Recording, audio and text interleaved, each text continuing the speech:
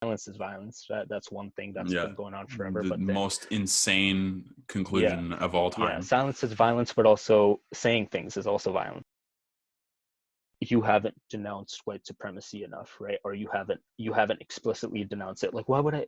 Like, do I really need to say the words, right? There, like you will see it a lot of the time in a lot of instances as of recent, right, where people are accused, well, like silence is violence. That's one thing that's been going on forever. The but then, most insane conclusion of all time. Silence is violence, but also saying things is also violence. So and violence is not violence because violence is also I had a conversation with somebody about exactly. This is one thing that drives me like ape shit crazy. Like gets me so uncontrollably mad when people like the concept creep. Like when people are like, see, you don't know what racism is, because racism is a system. It's like, no.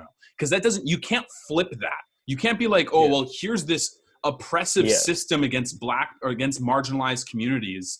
Okay, so how does that work into an interpersonal relationship? I am not a system. I am a human being. And you could say, oh, well, you benefit from said things. Okay, and I'll accept that. But that does not change the fact. If you say, oh, racism, the actual definition of the word, which did not need to be changed at any point in time and will not be able to be changed as discrimination or prejudice against people for their race or color of skin. Now you can apply that to, because if it's systemic racism, that means the system discriminates against people based on the color of their skin. Right. And so it's the same thing with violence. Like I was trying to define with somebody what violence was. I'm like, violence is like an aggressive physical act against a person. And they're like, but what about violent words? I'm like, that's not a thing. They're like, what about violent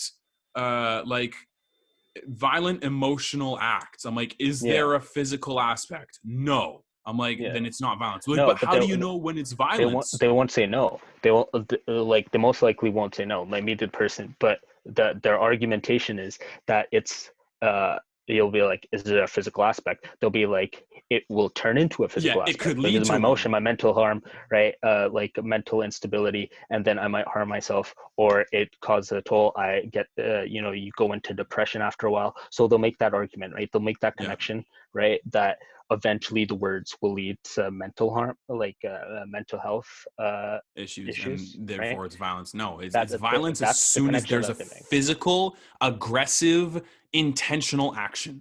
Like if I am being a dick to you, make a different word. Right? There are words: bullying, abuse, harassment. Like there are words.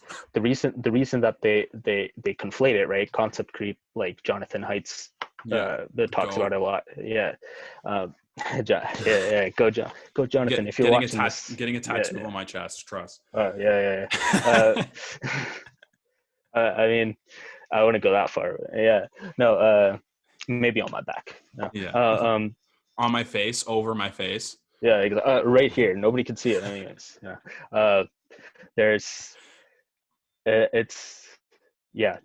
they intentionally, and we say they, right? Like we the wokes, right? I'll just say wokes. I know it's a general term, and people, exactly.